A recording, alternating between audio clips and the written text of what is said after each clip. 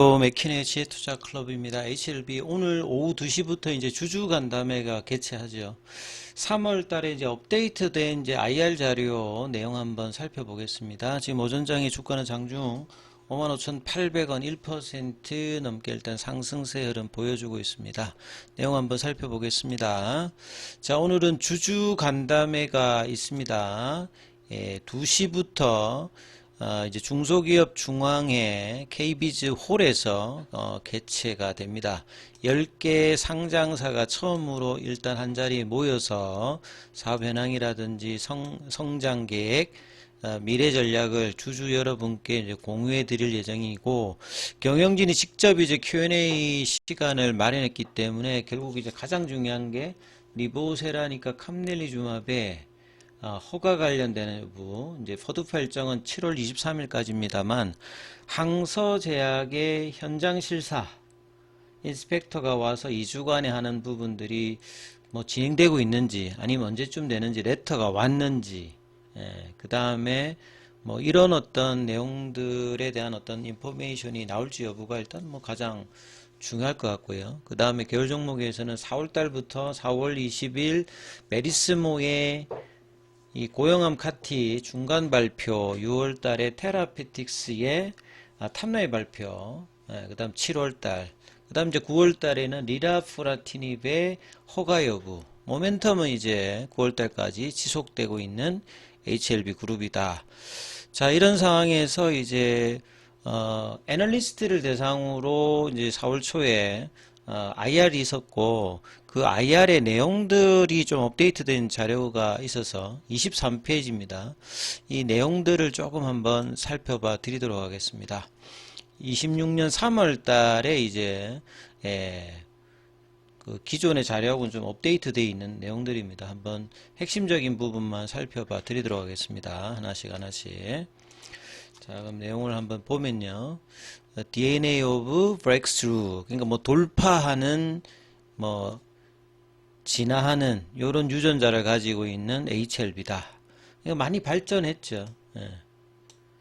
그리고 전반적인 이제 Advancing Innovation Therapy, 혁신 신약 관련되는 뭐 부분에서 HLB, 이제 계열 종목에서 뭐 테라피틱스의 그 교모세포종, 안구질환, 그 다음에 이제 요거는 이제 시어2, 시어3 관련되는 부분이니까 NK, 신경에서 각막염 관련되는 내용이고요.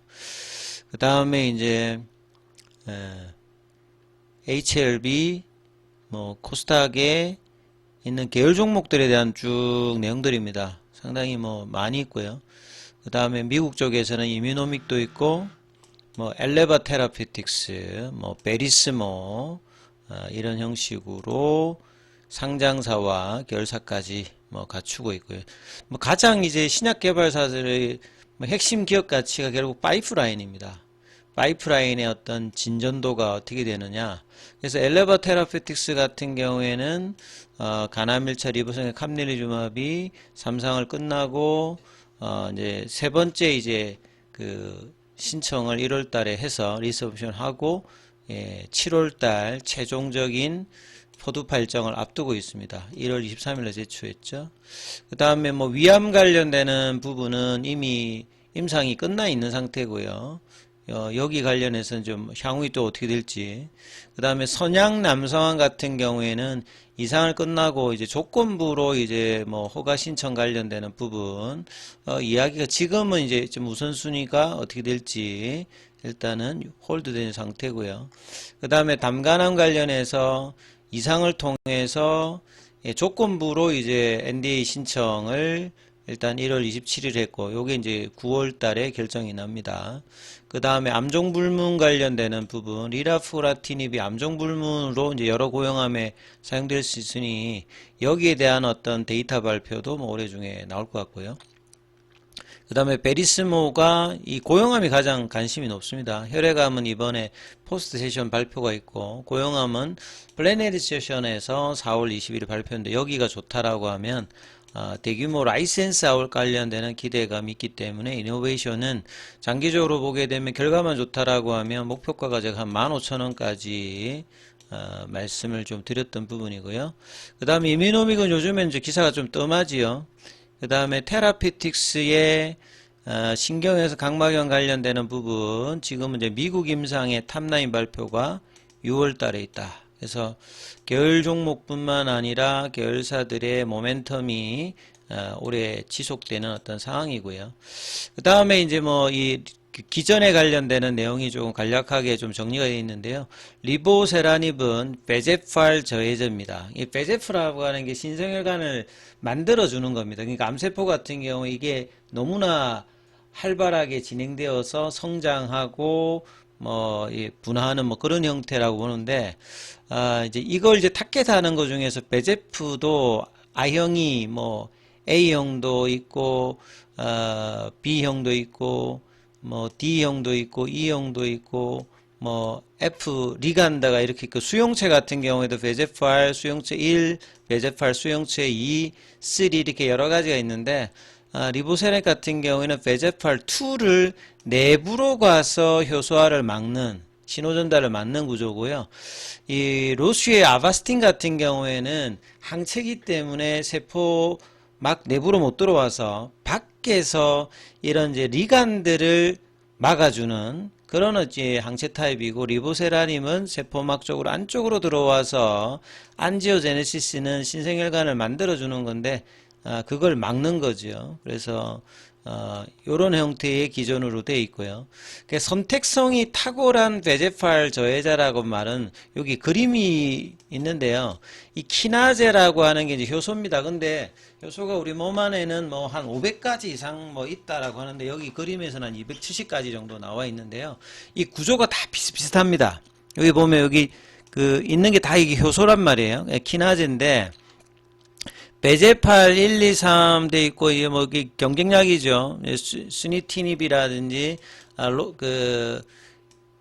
렘바티닙이라든지 이런 부분이 여기는 다 이제 멀티타켓 형태로 가고 있는데, 베제팔 1, 2, 3 중에서 2만 타켓하는 어떤 선택성이 굉장히 탁월하다는 겁니다. 리라프라티닙도 이런 선택성이 그 FGFR2를 타켓으로 하고 있기 때문에 비슷한 어떤 부분인데, 이게 기술이다. 이게 좋으면 효과도 좋고 부작용이 덜하기 때문에 이게 이제 다른 경쟁약 대비해서 싱글 타켓 형태의 약물의 장점이라고 봐야 되겠죠.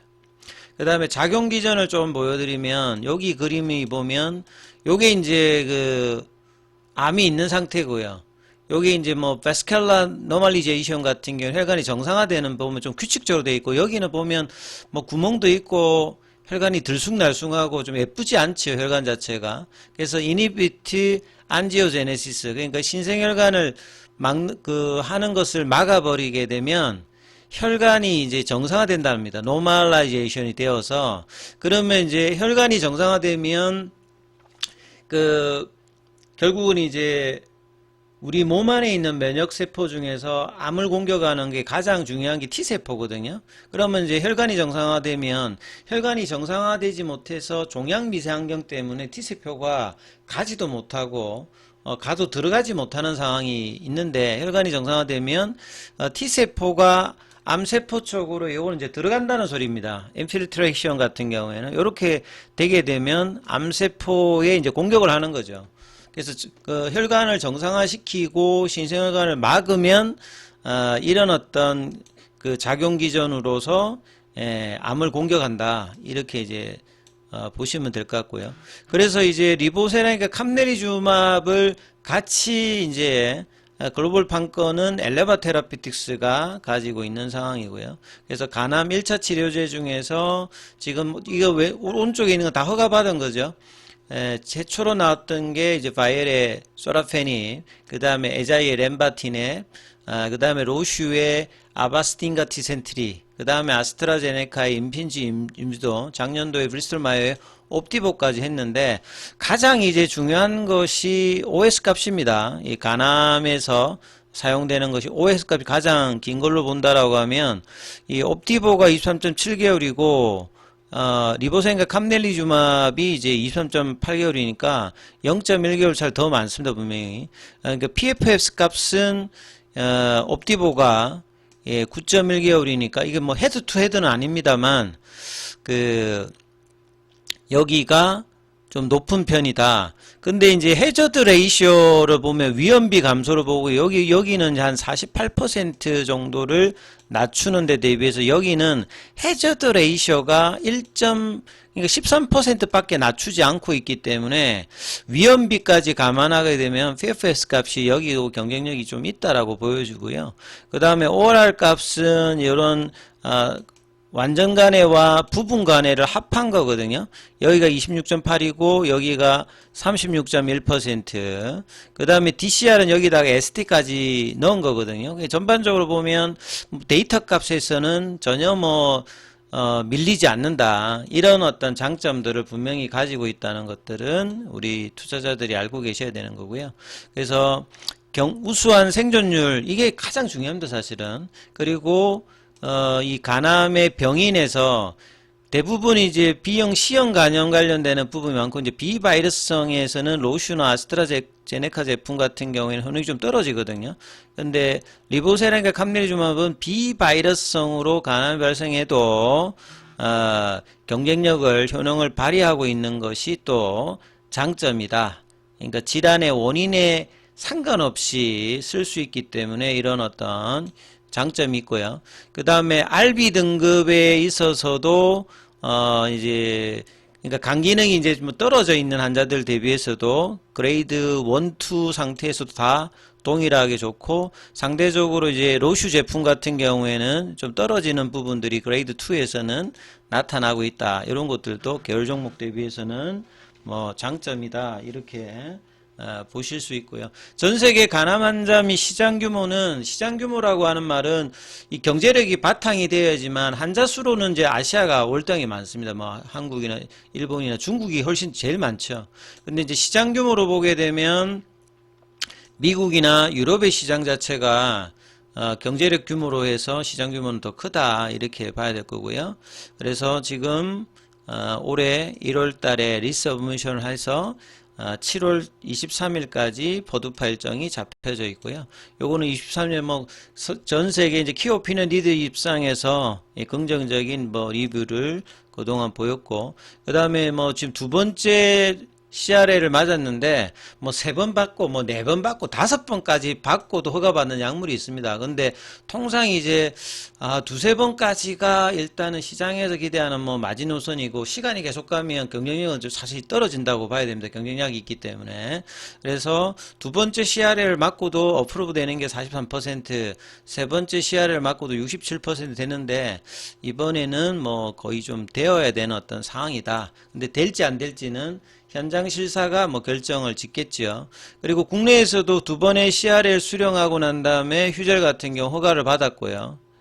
그 다음에 이제 FB 같은 경우에도 두 번의 CRA를 받고 허가받은 약물이 있다는 것들. 그러니까 빅파마에서도 이런 경우는 드물지 않습니다. 그 다음에 이제 머크라든 다이치상교의 CRL, CMC 이슈 관련되는 부분. 그러니까 여기도 제조시설 점검 문제로 약에 대한 임상 데이터나 이런 것들은 문제가 없음에도 CRL을 수령했다. 이거는 머크나 다이치상교뿐만 아니라 빅파마도 많이 겪습니다. 그만큼 CMC 이슈가 중요하다. 그래서 바이오 약품 한 40%는 이 CMC 이슈로 CRL이 나온다. 이렇게 보시면 될 것 같고요. 그 밑에 있는 거는 리라포나틱 관련되는 부분이죠. 요것도 리보센과 마찬가지로 선택적인 이제 FGFR2를 타켓으로 하고 있고, 이제 담간암보다는 사실은 이제 범용으로 이제 여러 이제 FGFR 쪽에 문제가 있을 때 쓸 수 있다. 키트루다 같이. 그렇기 때문에 담간암에서 허가를 받는다라고 하면 확장성 관련되는 부분에서 좀 기대를 한다. 이렇게 좀 봐야 되는 상황이죠. 아무튼 이제 오늘